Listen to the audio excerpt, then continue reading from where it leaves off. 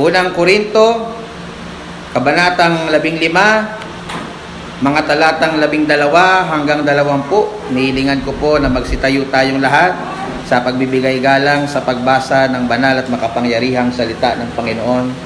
Ito po ay bahagi ng sulat ni Apostol Pablo sa mga mananampalataya na nasa lugar po ng Korinto. Ito po ang sabi sa talatang 12, kung si Kristo nga'y ipinangangaral na siya'y muling binuhay sa mga patay, bakit ang ilan sa inyo ay nagsisipagsabi na walang pagkabuhay na maguli ng mga patay? Datapwat kung walang pagkabuhay na maguli ng mga patay, ay hindi rin nga muling binuhay si Kristo. At kung si Kristo hindi muling binuhay, ay walang kabuluhan nga ang aming pangangaral. Wala rin namang kabuluhan ang inyong pananampalataya. Oo, at kami ay nasusumpungang mga saksing bulaan tungkol sa Diyos, sapagkat na aming sinasaksihan tungkol sa Diyos na Kanyang muling binuhay si Kristo, na hindi siyang muling nabuhay, kung tunay nga ang mga patay ay hindi muling binubuhay. Sapagkat kung hindi muling binubuhay ang mga patay, ay hindi rin nga muling binuhay si Kristo. At kung si Kristo ay hindi muling binuhay, ang inyong pananampalataya ay walang kabuluhan. Kayo'y nasa inyong mga kasalanan pa. Kung gayon nga, ang mga nangatutulog din naman kay Kristo ay pawang nangapahamak. Kung sa buhay lamang na ito, tayo nagsisiasa kay Kristo, ay tayo sa lahat ng mga tao ang lalong kahabag-habag. Datapwat si Kristo nga'y muling binuhay sa mga patay, na siya ay naging pangunahing bunga ng nangatutulog. Ama naming Diyos, salamat sa iyong mga salita na patuloy na nagpapatibay ng aming pananampalataya. Tulungan mo kaming ito'y labis na maunawaan at maging katatagan, encouragement, kaligtasan sa mga taong naririto. Ito po ang aming dalangin para kay Kristo at sa Kanyang kaharian. Amen. Nakakaupo na po kayo mga kapatid. Ang atin pong sermon sa umagang ito ng pag-alala ng linggo ng pagkabuhay ay pinamagatan po natin kung hindi muling nabuhay si Kristo. Kahapon po habang naglilinis kami ni Sister Bel at saka ni Sister Sel ng ating simbahan, nabanggit ko kay Sister Bel, kung wala pala kayo, sabi ko sa kanya, baka ako na lang mag-isa naglilinis ng ating simbahan. So salamat sa Panginoon dahil binigyan niya tayo ng mga kamanggagawa na nagiging magaan yung atin pong trabaho dito po sa ating ministeryo. Bakit ko po nasabi yon mga kapatid? Minsan po dumadating po sa punto ng buhay natin na para po mas ma-appreciate po natin ang isang tao o isang bagay, ini-imagine po natin ang buhay kung wala sila. Natatry niyo po ba yon mga kapatid? Halimbawa, nasasabi natin yung mga katagang, paano na lang kaya kung hindi po na-imbento ang cellphone? Napakahirap po siguro ng komunikasyon, lalo na yung mga nag-a-abroad. Ano po, na ikikwento sa akin ng mga naranasang mag-abroad na pagka sila po sumulat nung araw, buwan ang binibilang bago po makarating sa sinulatan ang kanyang liham. Ano po? Pero sa panahon po natin ngayon, real time. Pindutin mo lang ang buton, hindi na pala buton, i-touch mo lang ang screen, high-tech na eh. Makikita mo na ng mukhaan ng iyong mahal sa buhay, saan man siyang lupalop ng bansa, basta meron pong, ng mundo, basta po merong internet connection. So, paano na lang po kaya ang buhay kung hindi na-imbento ang cellphone?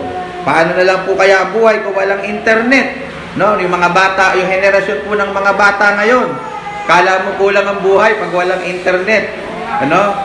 Kapag naglalaro ng cellphone sa bahay, nanonood sa YouTube, subukan mong tanggalin yung internet. Nasubukan nyo na po ba yun, yung mga magulang na naririto? Subukan nyo hugutin yung internet. Parang mga mababaliw. Sobrang init. Even, hindi naman po mga bata lang eh. Even naman matatanda eh. Parang hindi na kayang mabuhay ng walang internet. Paano na lang po kaya kung walang internet? Nakakainip siguro ang buhay, sabi ng iba. Paano na lang po kung walang aircon? Lalo na po ngayon tag-init. Ano po, imagine niyo na alam ninyo yung ating karanasan. Nung nakaraang naririto tayo, wala tayong kisame, wala tayong aircon, hindi po talaga halos tayo makatagal. Natsaga lang po natin sa biyaya ng Panginoon, pero alam natin hindi healthy ang ating condition noon. Paano na lang po kaya kung walang aircon, lalo na ngayong summer? Baka po lalong napakainit yung atin pong nararamdaman. Paano na lang po kaya kung wala si Mrs.? Paano na lang po kaya kung wala si Mr.? Napakahirap po sigurong mabuhay o napakahirap po sigurong patuloy na mabuhay na sinosolo lang po natin at wala po tayong katuwang sa buhay. Amen po ba kayo mga kapatid? Minsan, nakakapag-isip po tayo ng mga bagay na ini-imagine natin paano na lang kaya kung wala ito, paano na lang kaya kung wala siya.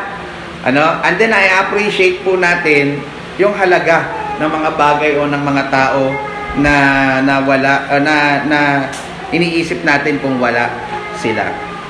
So ganyan po yung gusto kong gawin po ngayong habang inaalala po natin ang kahalagahan ng muling pagkabuhay ng ating Panginoong Jesucristo.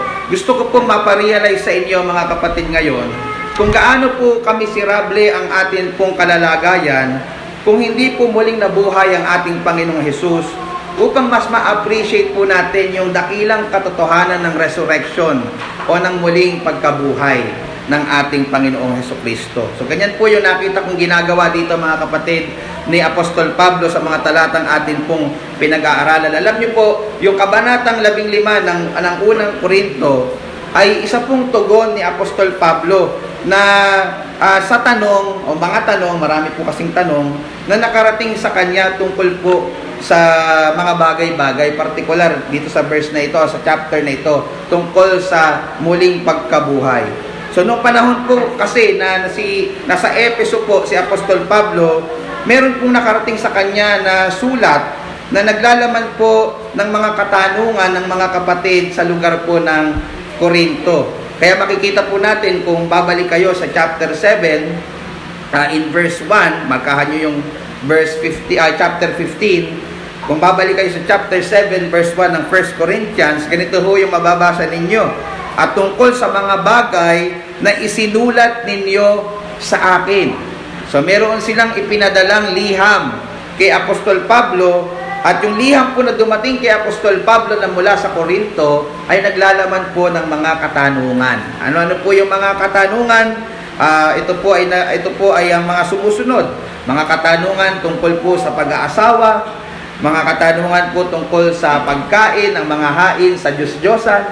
Dito maa-address din yung pwede bang kainin yung pagkain galing sa piyestahan, pwede bang makipiyesta ang mga Kristiyano. So sa ibang topic po yan, pero dyan po makikita nyo ina-address po yan. Yung mga dapat pong ginagawa sa pagsamba ay makikita nyo rin po dyan.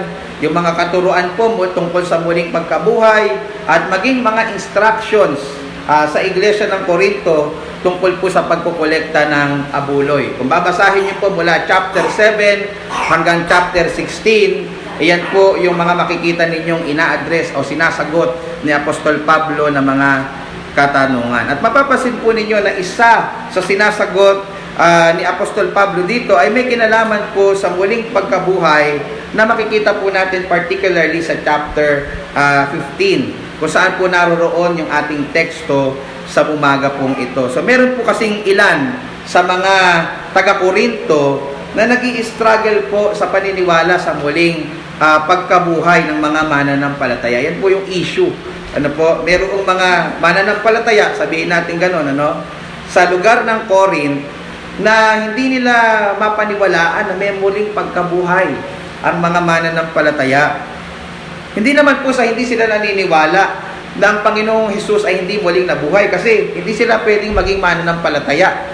Kung yung fundamental element ng gospel, yung mahalagang bahagi ng ebanghelyo kagaya ng pagkabuhay muli, 'di ba? Ang ebanghelyo, makikita nyo diyan yung kamatayan ni Kristo para sa ating mga kasalanan, sinamarize diyan in verses 1 to 4 ng chapter 15. At isa sa elemento noon ay ang muling pagkabuhay. Hindi naman nila dinideny o tinatanggi na muling nabuhay ang ating Panginoong Hesus.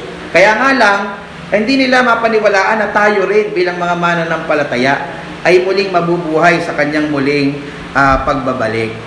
At yan po yung nakita nating issue kung titingnan nyo yung verse 12. Balikan po natin yung chapter 15, verse 12. Diyan makikita nyo yung issue na ina-address ni Apostle Paul. Ang sabi diyan, and I quote, kung si Kristo nga'y ipinangaral na siya'y muling binuhay sa mga patay, bakit ang ilan sa inyo ay nagsisipagsabi na walang pagkabuhay na maguli sa mga patay? Nakita niyo po yung problema nila? Merong ilan, sabi ni Apostol Pablo, sa mga mananampalataya sa Korinto, ang hindi naniniwala sa muling pagkabuhay ng mga mananampalataya. At para ituwid po yung maling katuruan ito, ginamit po niyang halimbawa ang muling pagkabuhay ng ating Panginoong Hesukristo in verse 13. Kaya ganito ang mababasa nyo, kaya tutuloy nyo sa verse 13, ang sabi, datapwat kung walang pagkabuhay na maguli ng mga patay, ay hindi rin nga muling binuhay si Kristo.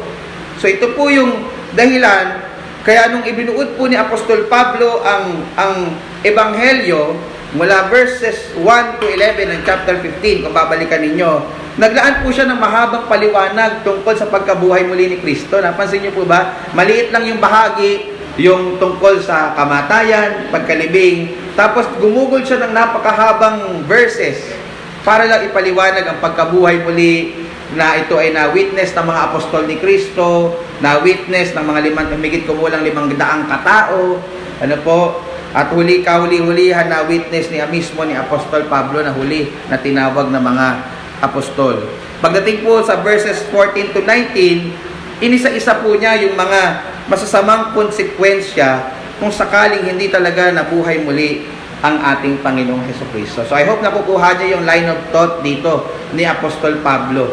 Kung bakit siya nagsimula sa Ebanghelyo na may emphasis sa resurrection, kung bakit niya in-address, paano niya in-address o sinagot yung tanong o yung kamalian ng mga naniniwala na wala nang muling pagkabuhay, at ang ginamit niyang argumento ay ang muling pagkabuhay ng ating Panginoong Hesukristo. Ganito po ang punto, mga kapatid. Hindi mo pwedeng paniwalaan o i-deny ang muling pagkabuhay ni Kristo at paniniwalaan mo ang kanya, baliktad. Hindi mo pwedeng i-deny ang pagkabuhay muli, pero hindi mo papaniwalaan mo ang pagkabuhay muli ni Kristo. Kung pinapaniwalaan mong nabuhay muli si Kristo mula sa mga patay, kailangan mo rin paniwalaan na ang mga mananampalataya ay muli ring bubuhayin, sapagkat siya yung mga unang bunga, siya yung first fruits. At pag sinabing first fruits, may mga inaasahan pang mga kasunod na bunga, nakagaya po ng bunga ng ating Panginoong Hesukristo. So yan po yung gusto nating linawin po dito, mga kapatid. At makikita natin in verses 14 to 19 na inisa-isa po niya yung mga konsekwensya. Kung sakaling totoo na walang pagkabuhay muli, at kung sakaling totoong hindi nabuhay muli si Kristo, ganito po ang mga masasama na mangyayari. Yung unang malaking problema na nakita natin sa talata, kung hindi muling nabuhay si Kristo, number 1, ay magiging walang kabuluhan ang pangangaral. Yun po yung gusto kong makita ninyo sa talata. Kung hindi nabuhay muli si Kristo, walang kabuluhan ang aking ginagawa ngayon. Walang kabuluhan ang pangangaral. Tingnan niyo po yung verse 14. At kung si Kristo'y hindi muling binuhay, ay walang kabuluhan nga ang aming pangangaral. Dito po muna tayo doon, mga kapatid. Yung phrase na wala pong kabuluhan ay galing po yan sa salitang Griego na may katumbas sa salitang kenos. Nang ibig sabihin po ay basyo o walang laman. Yung imagery po na pinapakita po natin dito ay kung paano po walang silbi sa isang taong uhaw na uhaw, ang isang lalagyan ng tubig pero walang lamang tubig. Halimbawa, yung jug, yung baso, yung tumbler. Imaginein mo yung sarili mo uhaw na uhaw ka. Tapos nakakita ka ng jug. Pero yung jug walang laman. Walang silbi sa'yo yun. Kasi ang makakapag-quench ng uhaw mo ay ang tubig na sana ay laman ng jug o ng baso o ng tumbler. At mga kapatid, ganun po hinahalin tulad dito ni Apostol Pablo ang pangangaral kung hindi nabuhay muli ang ating Panginoong Hesukristo. Sapagkat ang pangangaral na hindi nakapundasyon, kapagkat ang pangangaral po ay hindi nakapundasyon sa pagkabuhay muli ng ating Panginoong Hesukristo. Ito po ay gaya ng isang basyo ng tubig na walang laman. Wala pong kabuluhan. Paano po natin nasabi, mga kapatid? Ito po ay sapagkat ang Ebanghelyo na siyang ating pinapaniwalaan, kaya po tayo naligtas, ay nakabatay hindi lang po sa pagkamatay ni Kristo sa krus, kundi maging sa kanyang pagkabuhay muli. Ganyan po ang makikita natin sa konteksto ng talatang ating pinag-aralan in verses 1 to 4. Sa talata pong ito, mga ito, in verses 1 to 4, makikita po natin na sinamarize o binuod ni Apostol Pablo kung ano po ang Ebanghelyo. At mapapansin niyo po doon na kasama po doon yung pagkabuhay muli o yung tinatawag na resurrection ng ating Panginoong Jesus. Ang sabi po sa verses 1 to 4, sundan niyo po ako ron, and I quote, "Ngayon pinatatalastas ko sa inyo, mga kapatid, ang Ebanghelyo." Ano po ang sinasabi niya dito? Yung tungkol sa Ebanghelyo, sa Gospel, sa mabuting balita. Ang sabi, ang Ebanghelyo na sa inyo'y aking ipinangaral, na inyo namang tinanggap, na siya naman inyong pinananatilihan, sa pamamagitan naman ito'y ligtas kayo kung matyaga ninyong iniingatan ang salitang ipinangangaral ko sa inyo, maliban na kung kayo'y nagsisampalataya ng walang kabuluhan. Sapagkat ibinigay ko sa inyo una sa lahat ang akin namang tinatanggap, na si Kristo ay namatay dahil sa ating mga kasalanan at ay ayon sa kasulatan, at siya'y inilibing, at siya'y muling binuhay ng ikatlong araw ayon sa mga kasulatan. So papapansin niyo po, mga kapatid, na isa sa mahalagang sangkap ng Ebanghelyo, ng Gospel, ay ang muling pagkabuhay ng ating Panginoong Hesukristo. Ito po, mga kapatid, ay sapagkat yung muling pagkabuhay ni Kristo ang siyang nagkukumpirma na tagumpay po, epektibo po, at tinanggap po ng Diyos Ama ang ginawang sakripisyo ng Diyos Anak para sa ating mga kasalanan. Sabi po sa Roma 4:25, si Kristo'y ibinigay dahil sa ating mga kasuwayan at binuhay na maguli sa ikaaring ganap natin. Si Kristo daw ay binuhay muli sa ikaaring ganap natin, o pag sinabing ikaaring ganap, sa ikakawalang sala natin. Sa pagkapatawaran po natin. Kaya ibinuhay muli ang ating Panginoong Hesukristo. Kung hindi siya nabuhay muli, mga kapatid, wala tayong assurance na tagumpay ang sakripisyo ng Panginoon. Wala po tayong kasiguraduhan na tayo papatawarin sa ating mga kasalanan. Wala po tayong kasiguraduhan na tagumpay ang misyon ng ating Panginoong Hesukristo. Sa makatuwid, kung hindi nabuhay muli si Kristo, ang Ebanghelyo po ay hindi Ebanghelyo. Ang mabuting balita po na ating ipinangangaral sa pulpitong ito ay hindi po isang mabuting balita, sapagkat wala tayong kasiguraduhan kung naging tagumpay nga ba ang misyon ng ating Panginoong Jesus na iligtas tayo nung siya po ay nagkatawang tao sa lupa. At kung walang Ebanghelyo sa pangangaral, anong eternal na pakinabang po nito mula sa atin, mga kapatid? Kung walang Ebanghelyo sa ating pangangaral, magkakasya na lamang po tayo sa mga pangangaral na meron lamang pong temporal na pangangailangan.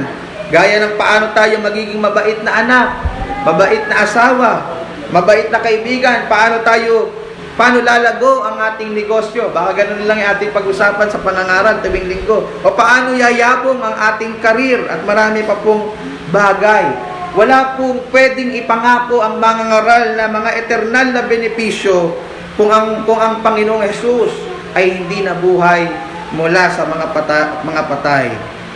Hindi ba bibigyan ng pangangaral ng kasagutan? Paano tayo mapapatawad sa ating mga kasalanan? Paano tayo makakatakas sa hatol at puot ng Diyos? Paano tayo magmamana ng buhay na walang hanggan sa langit? Lahat ng mga ito, mga kapatid, ay imposibleng masagot kung hindi nabuhay muli ang ating Panginoong Hesukristo. Uulitin ko po, mga minamahal, ang Ebanghelyo ay hindi Ebanghelyo kung hindi nabuhay muli si Kristo. At ang pangangaral ay walang kwentang pangangaral kung walang Ebanghelyo. Amen po ba, mga kapatid?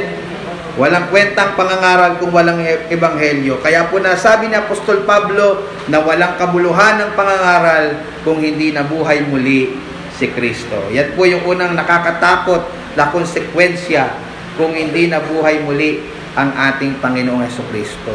Pangalawa, kung hindi muling nabuhay si Kristo, walang kabuluhan ang pananampalataya. Yan po yung pangalawang nakakatakot na konsekwensya. Walang kabuluhan ng ating pananampalataya. Sabi po ulit sa verse 14, basahin ko po ng buo. At kung si Kristo hindi muling binuhay, ay walang kabuluhan nga ang aming pangangaral, wala rin namang kabuluhan ang inyong pananampalataya. So hindi lang po pala apektado ang pangangaral, kundi kung hindi muling nabuhay si Kristo. Napansin niyo po doon? Apektado din po yung ating pananampalataya. Ang ating pong pananampalataya ay matatagpuang wala rin pong kabuluhan kung hindi nabuhay muli si Kristo. Ang ating pong pananampalataya ay matatagpuang wala rin kabuluhan kung hindi siya nabuhay mula sa mga patay. Bakit ka sasampalataya, kapatid? Tanungin ko lang sa iyo. Sa isang tagapagligtas na nangako ng buhay na walang hanggan, kung siya nga mismo ay hindi nagawang nabuhay matapos niyang mamatay. Pwede niyo po bang pag-isipan yon? Ba't ka magtitiwala doon? No? Na nangangako ng buhay na walang hanggan, pero hindi nga niya nagawang mabuhay mula sa mga patay. Paano ka magtitiwala sa isang taong nagsasabi na kaya ka raw niyang payamanin, mas mahirap pa siya sa daga? Paano ka maniniwala sa isang taong nagbebenta ng pampaputi, pero kakulay ko siya? No, halimbawa ako yung nagbebenta, Anet, ng pampaputi. Anet, pag ginamit mo to, talagang, ginagamit ko rin to, talagang kikinis at puputi ang kulay mo. Bibili ka sa akin? No, kahit siguro pastor mo ako. Pastor naman, wala naman lokohan. Paano mo ipapaayos yung nasira mong motor? May kasama tayo may motor dito. Sa mekaniko, kung hindi naman niya kayang ayusin yung sarili niyang motor, Pepito, magpapagawa ka doon. Halimbawa, yung nakita mo yung motor niya, babain. Yung motor mo, babain din. Nakita mo yung motor niya, binaklas niya, hindi niya na maibalik. Papagawa mo yung motor mo doon. Sa iba na lang, Pasasabihin niya, sige, gawin ko na sa'yo, libre na lang. Pagpapracticean lang niyo yung motor niyo. I hope nakukuha niyo yung punto, mga kapatid. Paano tayo sasampalataya sa isang Kristong nangako ng muling pagkabuhay kung siya nga mismo ay hindi muling nabuhay? Kung ito talagang hindi siya nabuhay. Walang kwenta po ang ating pananampalataya kung gayon. Kaya po tayo sumasampalataya kay Kristo dahil napatunayan ng kanyang muling pagkabuhay na siya po ay legit, na siya po ay hindi peke. Ang sabi po sa Roma 1:3 hanggang 4, tungkol sa kanyang anak, ang sabi po dito, na ipinanganak sa binhi ni David ayon sa laman, na ipinahayag ng anak ng Diyos, o na anak ng Diyos, na may kapangyarihan, ayon sa espiritu ng kabanalan, sa pamamagitan ng pagkabuhay na maguli ng mga patay, sa makatuwid bagay si Hesukristo na Panginoon natin. Paano daw po napatunayan na si Kristo ay ang anak ng Diyos? Ang Kristo na mula sa lahi ni David na ating tagapagligtas. Ang sabi ng talata, napatunayan daw ito dahil sa kanyang muling pagkabuhay. Alam niyo, mga kapatid, bago magkatawang tao si Kristo, marami na pong nagpanggap na sila ang Kristo. Na hindi lang po ngayon nauso yan, kamukha ng ginagawa ni Kibuloy. Nung araw pa, marami na nagpapanggap na sila yung Kristo. Pero alam niyo ang pinagkaiba ni Kristo na ating sinasampalatayanan? Lahat sila namatay at hindi na muling nabuhay. Yung Kristo na ating sinasampalatayanan, namatay, oo, pero ang pagtapos nung ikatlong araw, siya po ay nabuhay muli mula sa mga patay. Mga kapatid, kung hindi muling nabuhay si Kristo, na-scam tayo. At gaya ng na-scam, wala tayong pakinabang sa ating pagtitiwala sapagkat hindi siya muling nabuhay. Walang kwenta ang ating pananampalataya. Pangatlo, kung hindi muling nabuhay si Kristo, hindi mapagkakatiwalaan ang Biblia. Kung hindi nabuhay si Kristo, hindi mapagkakatiwalaan Biblia. Hindi lang po pala apektado yung pangangaral at yung ating pananampalataya. Yung mismong saligan po ng ating paniniwala at pamumuhay ay hindi po matatagpo ang katiwa-tiwala kung sakaling hindi muling nabuhay si Kristo. Ganyan po yung makikita nating argumento ni Apostol Pablo in verses 15 hanggang 16. Dito po makikita natin, mga kapatid, kung hindi po pala nabuhay muli si Kristo, lalabas na ang lahat ng nangangaral at nagturo na muli siyang nabuhay ay sinungaling. Ang sabi po sa verse 15, and I quote, "Oo, at kami ay nasumpungang mga saksing bulaan tungkol sa Diyos, sapagkat aming sinasaksihan tungkol sa Diyos na Kanyang muling binuhay si Kristo, na hindi siya muling nabuhay, kung tunay nga ang mga patay ay hindi muling binuhay." Sino po yung sinasabi ditong nasumpungang saksing bulaan or false witnesses kung sakaling hindi talaga nabuhay si Kristo? Si daw po yung mga nagpapahayag na muling nabuhay si Kristo, pero hindi naman pala talaga siya totoong nabuhay, binuhay ng Diyos Ama, sabi po ng talata. Sa context, ito po ay pumapatungkol primarily sa mga apostol ni Kristo. Sila po yung magsisilbing bulaan kung ipinapahayag nila sa lahat na nabuhay si Kristo, pero ang katotohanan naman pala ay hindi. Yan po yung makikita natin sa verses 5 hanggang 8. Ang pinapatungkulan po dyan ay ang mga apostol ni Kristo, ang mga apostol na sumulat ng karamihan sa mga aklat sa Bagong Tipan. Sinabi ko pong karamihan dahil hindi naman po lahat ng aklat sa Bagong Tipan sulat ng apostol. Kagaya halimbawa ni Marcos, ni Lucas, at saka ni Judas. So, hindi po yan mga apostol, pero sinupervise sila ng mga apostol. Ibig sabihin, ginabayan sila ng mga apostol sa kanila pong pagsusulat. Gayunpaman po, hindi po sila yung hindi na isulat ng mismong hindi po ito mismong isulat ng mga apostol. Gayunpaman, ito po ay kumbaga ginabayan nila kaya na isulat. So lahat po sila ay nagsasabi na totoong nabuhay muli si Kristo. Kung titingnan niyo po yung Bagong Tipan, pinapahayag yan na nabuhay muli si Kristo, ina-assume na nabuhay muli si Kristo. Now, kung hindi po totoong nabuhay si Kristo, lalabas sinungaling at mga bulaan ng mga apostol ni Kristo. Naiintindihan po ba natin yun, mga kapatid? Kung sila po ay sinungaling at nag-iimbento lang ng kwento, ibig sabihin, hindi po natin mapagkakatiwalaan yung kanilang mga sulat sa Bagong Tipan. Kasi Bagong Tipan po yung sinulat nila eh. Ngunit hindi lang po si Kristo at ang kanyang mga apostol ang nagkiklaim ng pagkabuhay muli ni Kristo. Ito po ay pinapahayag din po sa Lumang Tipan. Ayon po sa verses 3 and 4 na binasa natin kanina, in the same chapter 15, si Kristo daw po ay namatay, inilibing, at nabuhay muli ayon saan? Ayon sa kasulatan. At yung kasulatan na binabanggit po dyan, ay yung kasulatan sa Lumang Tipan, mga aklat sa Lumang Tipan, sapagkat hindi pa naman po buo ang Bagong Tipan ng panahon po na yan. So even sa Lumang Tipan, sabi ni Apostol Pablo, binabanggit na, pinopropesiya na oo, ang Mesyas ay mamamatay, pero siya ay mabubuhay muli. Ganyan po makikita natin sa ikalawang Samuel 7, talatang 12 hanggang 13, pinangako po doon na ang Mesyas na lalabas sa lahi ni David ay magkakaroon ng kaharian na magpakailan pa man. Sabihin, hindi natatapos na kaharian. So kung siya po ay nanatiling patay, paano siya magkakaroon ng kahariang pangwalang hanggan?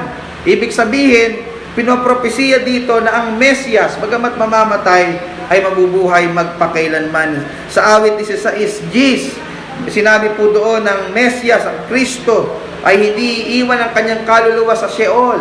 Pag sinabing Sheol, yun po ay lugar ng mga patay. At hindi din daw siya makakaranas ng pagkabulok. Bakit siya hindi makakaranas ng pagkabulok, mga kapatid? Sapagkat siya ay mabubuhay muli. Sa Isaiah 53 verses 10 to 11, pinopesiya po doon na bagamat mamamatay ang ating tagapagligtas, siya po, sabi ni Propeta Isaiah, ay mabubuhay muli. Ilan lamang po ito mga kapatid at mga minamahal sa napakaraming pagtuturo sa lumang tipan na si Kristo po ay talagang mabubuhay muli o nabuhay muli sa panahon po natin. Ngunit kung hindi po totoong nabuhay pala muli si Kristo, lalabas po na hindi lang yung mga apostol sa bagong tipan ng sinungaling, maging ang mga propeta na sumulat ng lumang tipan ay mga umiimbento lang ng kwentong barbero. Kung gayon, wala na tayong mapagkakatiwalaang bahagi ng banal na kasulatan kung ito po ay sulat lamang ng mga bulaang propeta at mga sinungaling na apostol. Kung gayon, mga kapatid, wala na tayong magiging gabay sa ating pananampalataya at pamumuhay. Wala na tayong pagbabatayan ng tamang aral upang tayo lalo pang tumibay sa ating pananampalataya. Wala na tayong mapangahawakang mga pangako na nagbibigay sa atin ng lakas ng loob sa tuwing tayo po ay pinagdadaanan. Bakit? Hindi naman po pala ito mapagkakatiwalaan eh. Sulat lang po pala ito ng mga inventor ng mga kwento na walang katotohanan at mga sinungaling na tao kung hindi po nabuhay muli si Kristo. Ang Biblia ang hawak-hawak natin at pinagbubulayan natin ay magiging isa lang po palang napakalaking kalokohan. Na-imagine niyo po ba yon? Kung hindi po muling nabuhay ang ating Panginoong Jesus. And then pagdating sa verse 16, binalikan po niya yung kanyang argumento na sinimulan sa verse 13. Ang sabi niya, sapagkat kung hindi muling binuhay ang mga patay, ay hindi rin nga muling binuhay si Kristo. Ayaw po ni Apostol Pablo na makalimutan ng mga mananampalataya sa Korinto. Bakit siya nagbigay ng maraming argumento tungkol sa muling pagkabuhay ni Kristo? Gusto niyang maipaalala na kung walang pagkabuhay muli, ibig sabihin, hindi nabuhay muli si Kristo. At kung hindi muling nabuhay si Kristo, napakalaking problema po ito mga kapatid sa pananampalatayang Kristiyano.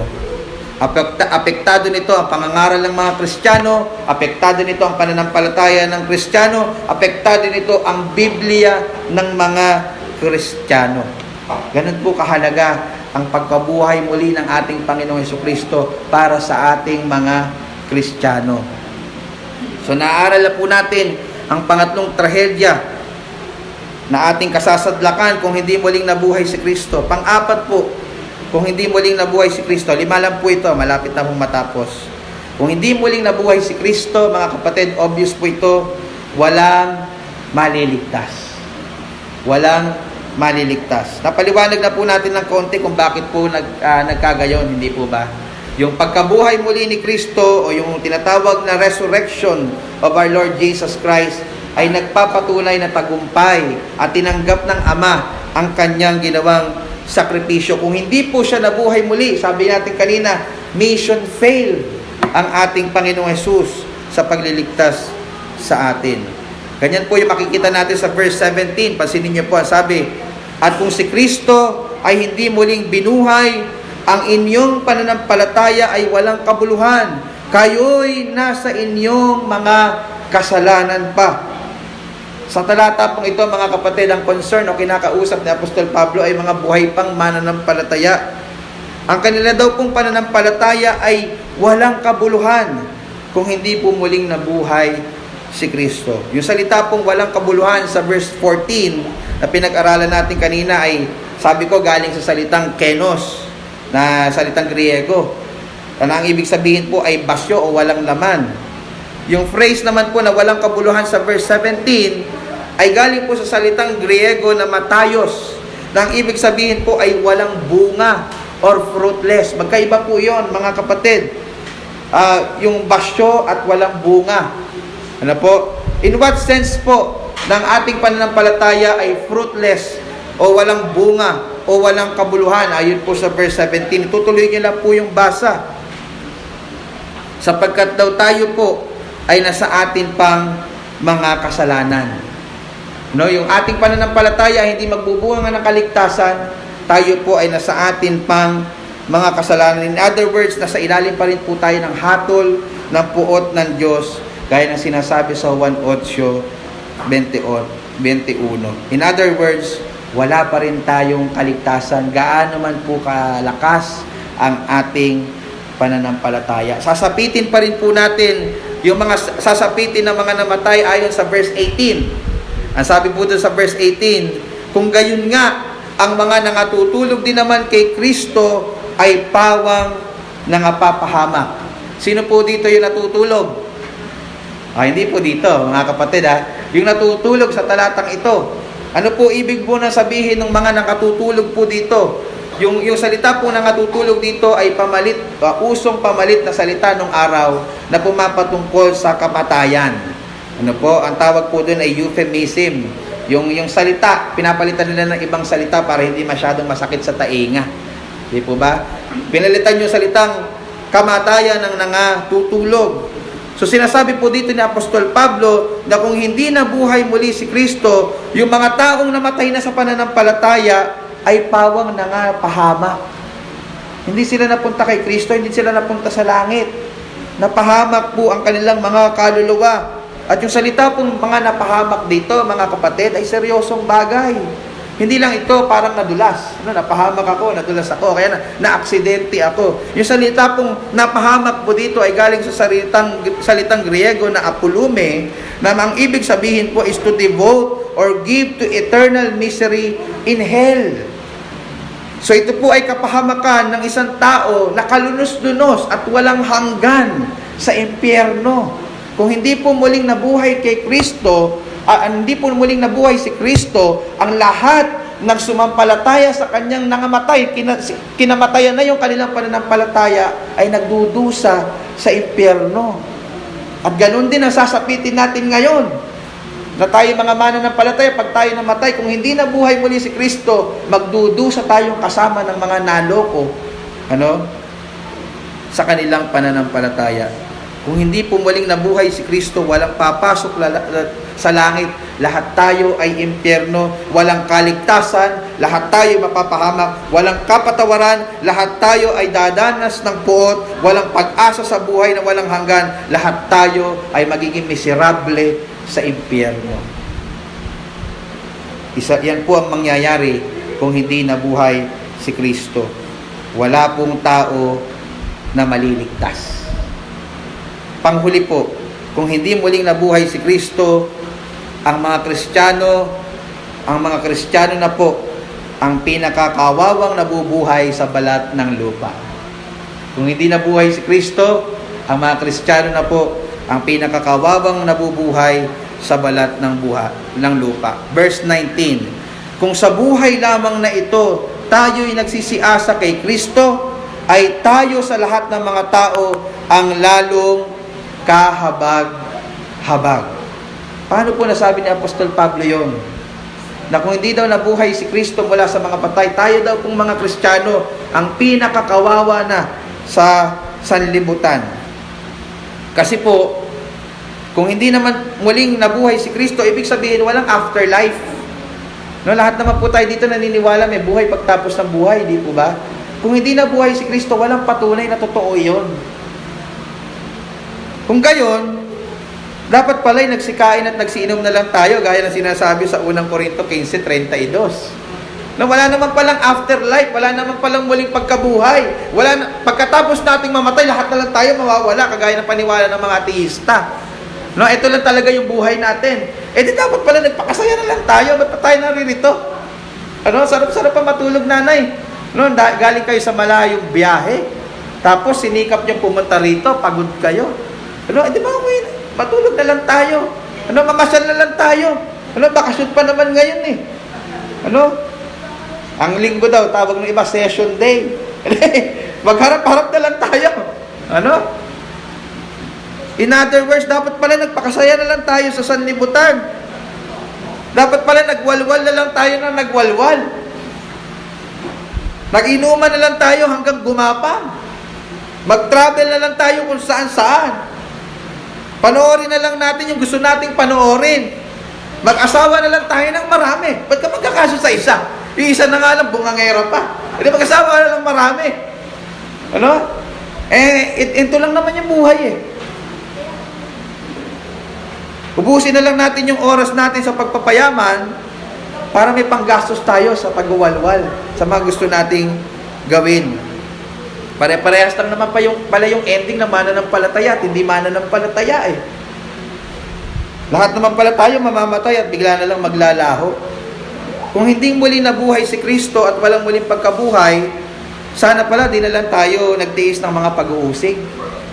Sana pala di na lang natin ginugol ang marami nating oras sa pagsisimba, pananalangin, pagbubulay ng salita ng Panginoon. Sana pala nagawa na lang natin yung mga kasalanan gustong-gusto nating gawin. At least bago tayo mamatay, nagpakasarap muna tayo gaya ng mga di mananampalataya.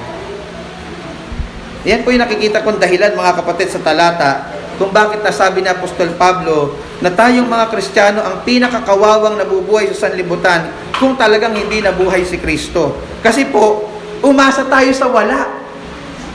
Nakukuha niyo po ba, mga kapatid? Nagtiis tayo ng walang kabuluhan.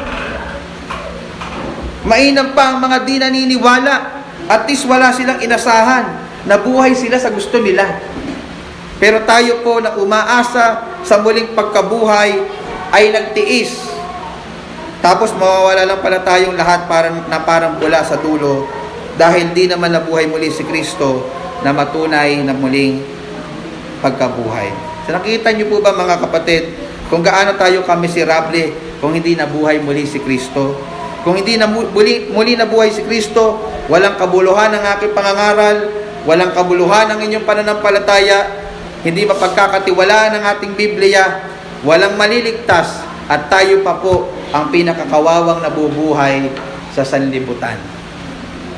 Ngunit purihin ang ating Diyos. Purihin ang ating Diyos sapagkat nabuhay muli ang ating Panginoong Hesukristo. Ituloy natin ang basa. Ang sabi sa talatang 20, datapwat si Kristo nga. Ano daw ho, mga kapatid? Datapwat si Kristo nga'y muling binuhay sa mga patay na siya ay naging pangunahing bunga ng nangatutulog.